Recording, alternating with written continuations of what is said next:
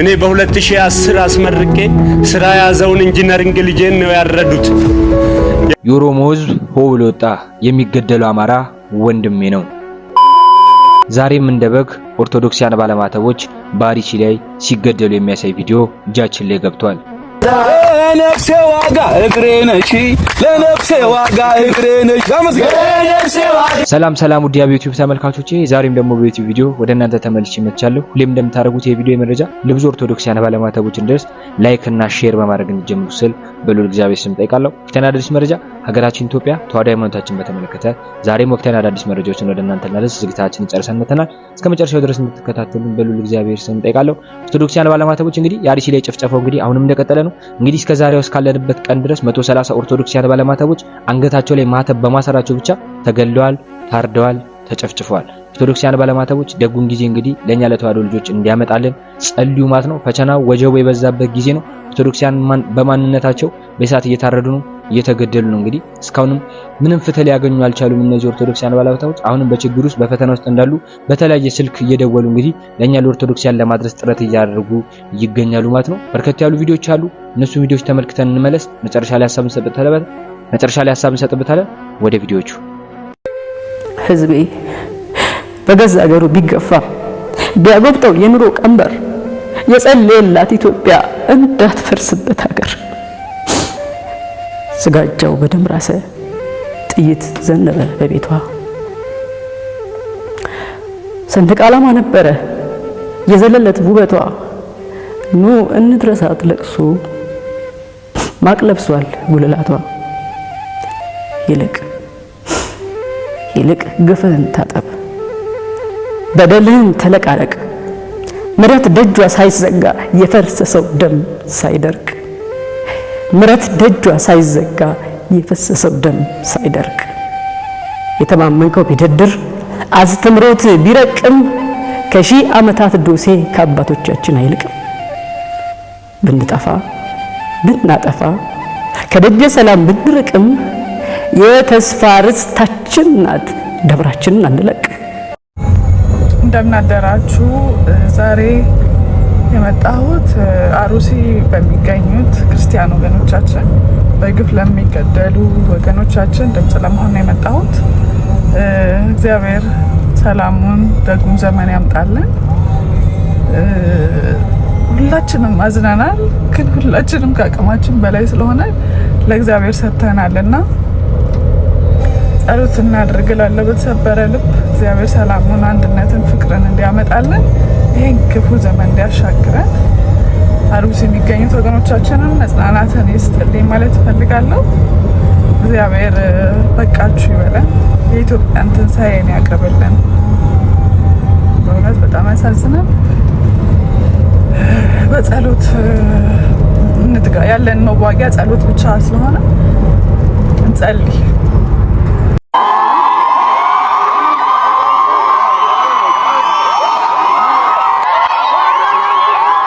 እንደምታውቁት ዛሬ ቤተክርስቲያን በሐዘን ላይ ናት። በጣም በሐዘን ላይ ናት እና በጣም አይተነው ሰምተነው አንዱ ያዘንበት በጣም ደግሞ ያዘንበት ከእንደዚህ አይነት ማትም እንዲሰውረን በጸሎት መጨረሻ እናስባቸዋለን። ሂደን ብንጠይቃቸው እኔ በጣም ደስ ይለኛል። በዚህ ጊዜ ያልደረሰ ወገን፣ በዚህ ጊዜ አይዟችሁ ያላለ ወገን፣ በዚህ ጊዜ ወገናችሁ ላይ አጠገባችሁ ነን ያላለ ወገን ምንም ዋጋ የለውም። ስለዚህ የጽድቅም ስራ ነው። እዛ የሆነ ቤተክርስቲያን ሲጎበኝ እንጨት ተሰብሮ ብዙ ሰው ሞተ። እንጨቱ ዘር ስለሌለው ብዙ ሰው ወቀሰው። ያው ማለት ምን ተሰበረ ተብሎ ማለት ነው። ያው ብሔር የለውም። ብዙ ሰው በቃ ከመንግስት ከቤተ ክህነት በቃ ሀዘኑን ያልገለጠ የለም። ለሞቱት እሺ እነዚህ ሰዎች እኮ ቤተክርስቲያን ውስጥ መጥቶ ተተኩሶ ቢገደሉ እርግጠኛ ነኝ መግለጫ የሚያወጣ የለም። እንጨት ስለሆነ ብሔር ስለሌለው ቋንቋ ስለሌለው ተወቀሰ። እንጨት ተሰብሮ እየተባለ ማለት ነው። በጣም ነው የሚያሳዝነው። ለዛ የተንጫጫ ሰው ማተቡን አስሮ በመገኘቱ ክርስቲያን ሆኖ በመገኘቱ ለተገደለ ሰው ያለ ወላጅ ለቀሩ ህፃናት የማይራራ ሚዲያው ራሱ ዘግይቶ ነው የሚዘግብ። ክርስቲያን ራሱ ይቀድማል። አንዳንዴ በጣም የሚገርመኝ እንደው የቤተ ክርስቲያናችን ብቻ አይደለም የሀገራችንን ጉዳይ ቢቢሲ አልጀዚራ ከዘገቡ በኋላ ኢቢሲ ይዘግባል። በጣም የሚገርም በጣም እንዴት መርገም ምን እንዴት ምናችን እንዳገር ራሱ ማለት ነው። እና ኢኦቲሲማ ኢኦቲሲ በጣም ደግሞ የሚያስቀይመው ምን መሰለህ? አሁን እንዲህ አይነት የሞት ዜና ሲሰማና አስደንጋጭ ጉዳይ ሲፈጠር ዜናዎቹ ራሱ እኮ መቅረት ይችላሉ። እንዴ ምንድነው ልማት? ምንድነው ህንጻ መጎብኘት? ለቤተክርስቲያኒቱ አጀንዳ ነው እንዴ? እኮ ሁለተኛ ሰከንዳሪ ኢሹ ነው። በቃ ምንም እንትን አይደለም። ዋና የምትለው ነገር አይደለም። ልትተው የምትችለው ነገር ነው። መንግስት ቢሆን ዜና ያቆማል እኮ። አንድ ሰው መንግስት በጣም ያከብረው በሀገሪቱ ዘንድ በጣም የተከበረ ሰው ከሞተ ዜና ይቆማል። ደግሞ ደጋግሞ ያችኑ ነው የሚያቀርባት። እንዲህ እንኳን አይደረግም። ሞታቸው ለምንድን ነው የማይከበረው? በሌላው ዘንድ የተከበረው የክርስቲያኖች ሞት ሌላውን ያስደነገጠው የክርስቲያኖች ሞት ቤተክርስቲያኑ ሞት ምን እንደሆነ ታውቂያለሽ? ለሞትሽ እውቅና ሲነፈግ፣ ገድለውሽ ለመሞትሽ እውቅና ሲነፍጉ። ገድለውን እኮ ለምን ተገደል ብለን ስናለቅስ እንዴት ታለቅሳላችሁ ብለው ይሉናል። ገድለውን።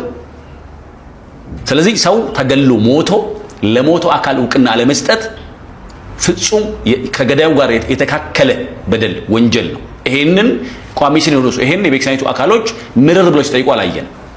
ለምን አይሉንም? አሁን ጥቁር ልበሱ እንለብሳለን። ጥቁር አሁን በእውነት እናዝናለን።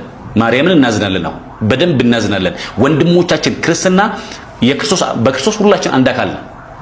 ስለዚህ እኔ እጄ እየተቆረጠ እንዴት ነው ማልደማው? እንዴት ላልደማ እችላለሁ? አካሎቻችን እየተቆረጡ እየተሰደዱ እየተገደሉ እየተጨፈጨፉ ባይዞይ ዛፍ ሲቆረጥ አሁን ህግ ከለላለው። ዛፍ ሲቆረጥ አሁን እኮ ዛፍማ ክብር አለው አነሰ ኦርቶዶክሳዊነት በግልጥ የተጨፈጨፉ ይሄንን በደንብ የሚታወቀውን እውነታ ይሄን መከለል አለመቻል፣ ለዚህ መናገር አለመቻል በእውነት አላውቅም። ምን ልል እንደምችል አላውቅም። ግን አሁን ማዘን ካለብን አሁን እናዘናለን። ጥቁር መልበስ ካለብን አሁን ጥቁር ለብሳለን። ተሰብስበን መጸለይ ካለብን ሱባኤ መያዝ ካለብን ሱባኤ እንይዛለን።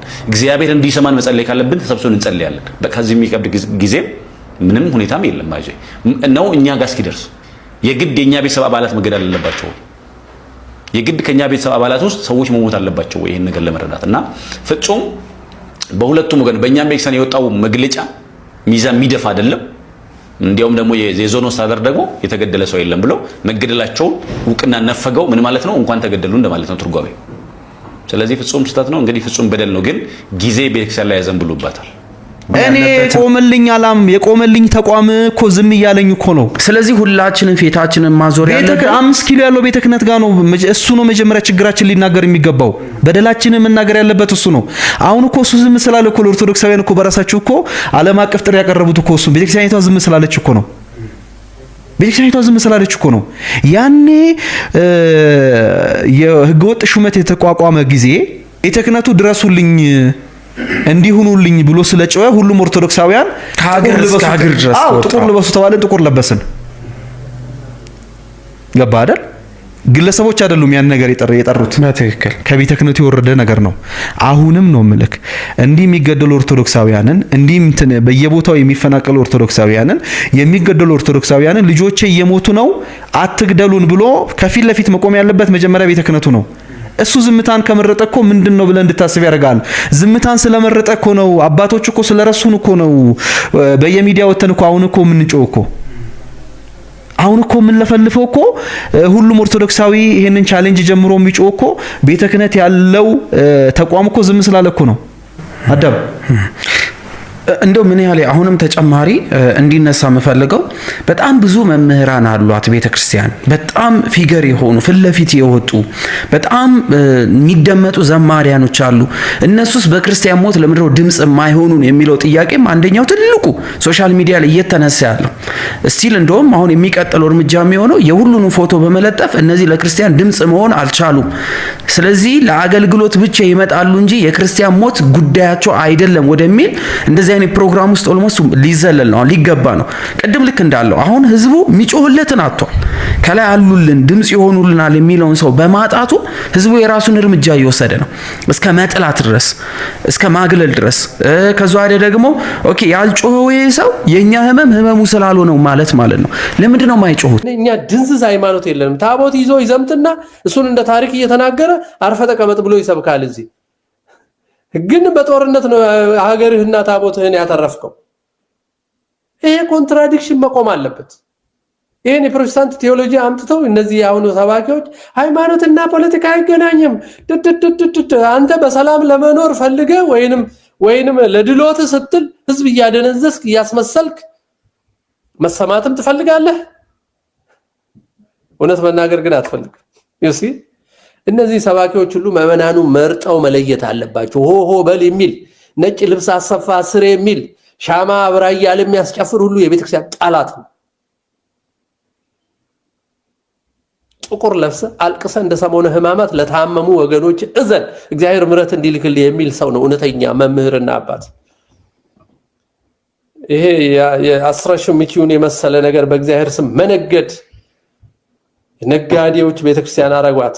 ደም መፍሰስ ሰለቸን፣ ይህ ፖለቲካ ሳይሆን ሰብአዊነት ነው ሲሉ ብፁዕ አቡነ ናትናኤል ተናገሩ። ዛሬ ብፁዕ አቡነ ናትናኤል በሰጡት ጠንካራ መልእክት ታዲያ በሀገሪቱ እየታየ ያለው ሰቆቃ እንዲቆምና እንዲሁም ደግሞ የህዝቡ የሰላም ጥማት እንዲሟላ በጽኑ አሳስበዋል። የሰው ልጆች ደም በከንቱ መፍሰስ መቆም አለበት። እረፍት እንፈልጋለን። ሀገራችን እረፍት ይፈልጋል፣ ሰላም ይፈልጋል፣ እርቅ ይፈልጋል።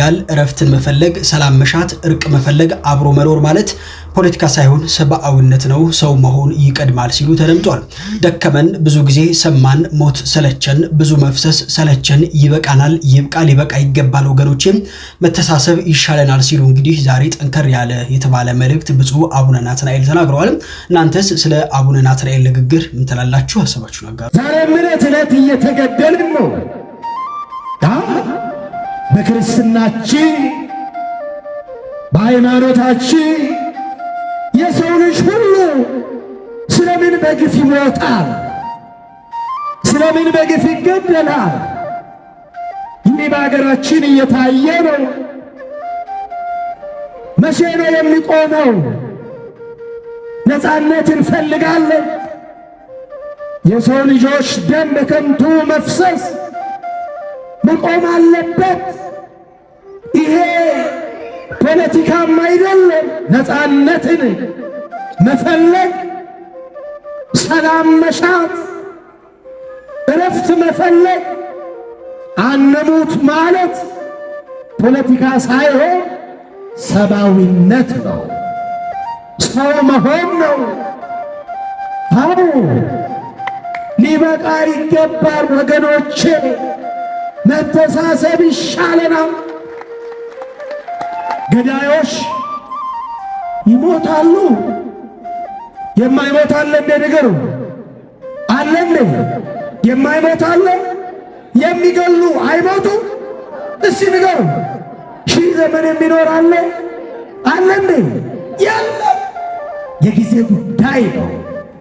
ዛሬ ስትገል ነገ ደግሞ ያንተ ተራ ሆኖ ትሞታለህ። ዛሬ ሌላውን ትቀብራለህ፣ ነገ ሌሎች ይቀብሩሃል። ዛሬ በምስራቅ በምዕራብ በሰሜን በደቡብ የምንሰማው ጆሮን ጭው የሚያደርግ የሚያስጨንቅ የሚያሰቅቅ የሚያሳስብ እስከ መቼ ድረስ ነው? ነፃ ወጥተናል እያልን ዳግም ወደ ባርነት ድነናል እያልን ዳግም ወደ ሞት። እኔ በ2010 አስመርቄ ስራ ያዘውን ኢንጂነሪንግ ልጄን ነው ያረዱት ልጄን ነው ያረዱት። ኦሮሞ ነው ምናምን የለም፣ ክርስቲያን ነው በቃ። እናታችንም አባታችንም ውስጥ ተቃጥለዋል ብለው ጎረቤት ሲያስቸግሩ፣ ልጆቼ ከጎረቤት ሲጮሁ ሲሉ እንግዲህ ቪዲዮ እንደተመለከታችሁ ነው። እዛ አካባቢ ያለው የመንግስት አካላት እንግዲህ የሚሰጡት መግለጫ ሌላ ነው። ምንም ጭፍጨፋ የለም። አውቀው የዘር የሃይማኖት ጭፍጨፋ ለማካሄድ እንግዲህ የተለያዩ የሃይማኖት ግጭት ለመፍጠር እየሞከራችሁ ነው እየተባለ ይገኛል በሰዓት ማለት ነው። እነዚህ የሞቱት ኦርቶዶክሲያን የሚቀበሩት በየቀኑ ኦርቶዶክሲያን ባለማተቦች አልተገደሉም እያሉ የሐሰት መግለጫ ሰጡም በስፋት እየተመለከትን እንገኛለን እንጂ እኛ ኦርቶዶክሲያን ባለማተቦች እንግዲህ የተለያየ ፈተና ወጀብ ቢበዛብንም እንግዲህ ብንታረድም ብንገደልም እንግዲህ ሞታችን ራሱ የውሸት ነው እየተባለ ይገኛል በይሳትና ሰላሙን ረሃቡን ጥሙን መከራውን ተውትና መሞታችን ራሱ የውሸት ነው እየተባለ በይሳት እየተዘገበ ይገኛልና እግዚአብሔር አምላክ ደጉን ጊዜ ያምጣልን። ዛሬም የአቤል ደም ይጣራል፣ ዛሬም የንጹሃን ደም ይጣራል። የተለያዩ ኦርቶዶክሳውያን ባለማተቦች በተለያየ ቦታ እየተገደሉ ነው፣ እየታረዱ ነው የሚገኙትና እግዚአብሔር አምላክ ደጉን ጊዜ ለኛ ያምጣልን። ዛሬም ያቤል ደም ይጣራል። ዛሬም ኦርቶዶክሳውያን ባለማተቦች እየታረዱ ነው። ዛሬም ቤተክርስቲያን እንደ ችቦ እየነደደች ነው። ለቅድስት ቤተክርስቲያን ድምጽ የሚሆኑ የተዋሕዶ ልጆች እየታሰሩ ነው በዚህ ሰዓት የሚገኙትና እግዚአብሔር አምላክ ደጉን ጊዜ ያምጣልን። አብዝተን በጸሎት እንበርታ ለማለት ፈልጋለሁ። ያለፉት 5 ዓመታት 7 ዓመታት ለዚህ ቅድስት ቤተክርስቲያን ፈተናው ወጀቦ የበዛበት ነው። ነገር ግን ግራኛ አህመድ ያላፈረሳትን ቅድስት ቤተክርስቲያን፣ ዮዲት ጉዲት ያላፈረሰችትን ቅድስት ቤተክርስቲያን፣ የተለያዩ መንግስታት መጥተው ያላፈረሷት ቅድስት ቤተክርስቲያን ዛሬም አትፈርስም። እነሱ ይፈርሳሉ፣ የማትፈርሰው ግን አማናዊት የሆነችው ቅድስት ቤተክርስቲያን ናቸው። ኢየሱስ ክርስቶስ በደሙ የሰራት፣ ኢየሱስ ክርስቶስ በደሙ የመሰረታት ቅድስት ቤተክርስቲያናችን ዛሬም ነገም አብረታማ ሸብርቃም በሰማዕታት ደም ተጠብቃም ትኖራለች። 130 ሰማዕታት ደርሰዋል። ኦርቶዶክሳውያን ባለማተቦች ረድኤታቸው በረከታቸው ይደርብን። እንግዲህ አባታችን አቡነ ናትናኤል የተናገሩት ንግግር አይደለም፣ ይሄ የፖለቲካ አይደለም፣ ይሄ የማንነት ጥያቄ ነው። ኦርቶዶክሳውያን ባለማተቦች በየቦታው እየተጨፈጨፉ ነው የሚገኙት። ማተብ ያሰረ ባለማተብ እንግዲህ መኖር አልቻለም ብለው በግልጽ ወጥተው በአደባባይ ሲናገሩ ሰምተናል፣ ተርተናቸዋል ማለት ነው። እግዚአብሔር አምላክ እንግዲህ ለአባቶቻችን የሚናገሩበትን አንደበት ይስጣቸው። የሊዲያ ልቦና የከፈተ መድኃኔዓለም የእነሱንም ልቦና ከፍቶ እንግዲህ ልጆቻቸውን ከሞት እንዲታደጉ እግዚአብሔር አምላክ ይጠብቃቸው ለማለት ፈልጋለሁ። እግዚአብሔር አምላክ ለሀገራችን ለኢትዮጵያም ለተዋሕዶ ሃይማኖታችንም ደጉን ጊዜ ያምጣልን። ያለን አንድና አንድ አማራጭ ኢየሱስ ክርስቶስን እግዚአብሔርን መጠበቅ ነው፣ መጸለይ ነው። ሌላ የሚጠብቀን ማንም የትኛውም አካል እንደሌለ እየተመለከትን እንገኛለን። ጠባቂያችንም መሪያችንም የድንግል ማርያም ልጅ ሆኖ ኢየሱስ ክርስቶስ ነውና እግዚአብሔር አምላክ ይጠብቀን ለማለት ፈልጋለሁ። ኮሜንት አስተያየታችሁን ኮሜንት ሴክሽን ላይ አስቀምጡልን። በቀጣይ ወቅታዊና አዳዲስ መረጃዎች እስክንገናኝ ድረስ ሰላም ቆዩ። እንግዲህ ኦርቶዶክሳውያን ባለማተቦች በቀጣይ እንግዲህ በደስታ ዜና እንድንመጣ እግዚአብሔር አምላክ ይፍቀድልን። አሁንም የኦርቶዶክሳውያን ባለማተቦች ጭፍጨፋ አልቆመም። አርሲ ላይ የሚደወሉ ስልኮች ያሳዝናሉ። ኦርቶዶክሳውያን ባለማተቦች የድረሱልኝ ጥሪ እያሰሙ ነው። እንግዲህ ቤተክርስቲያን ደውሏን እየደወለች ነው። ችግር ውስጥ ነን እያሉ እየደወሉ ነው ደውሉን የሚገኙትና እንግዲህ ከዚህ በፊትም ሻሸመኔ ላይ እንደሞቱ ሰማዕታት አርሲ ላይም እየተደገመ ይገኛልና እግዚአብሔር አምላክ ደጉን ጊዜ ያምጣልን። ሰላም ቆዩ። ኦርቶዶክሳውያን ባለማተቦች ልብ ሰባሪ ዜና ነው። እንግዲህ በቀጣይ ወቅታዊና አዳዲስ መረጃ እስክንገናኝ ድረስ ግን ሰላም ቆዩ። ኮሜንት አስተያየታችሁ አይለኝ። ሰብስክራይብ እያደረጋችሁ ደውሉን መጫናችሁን አትርሱ። እናመሰግናለን።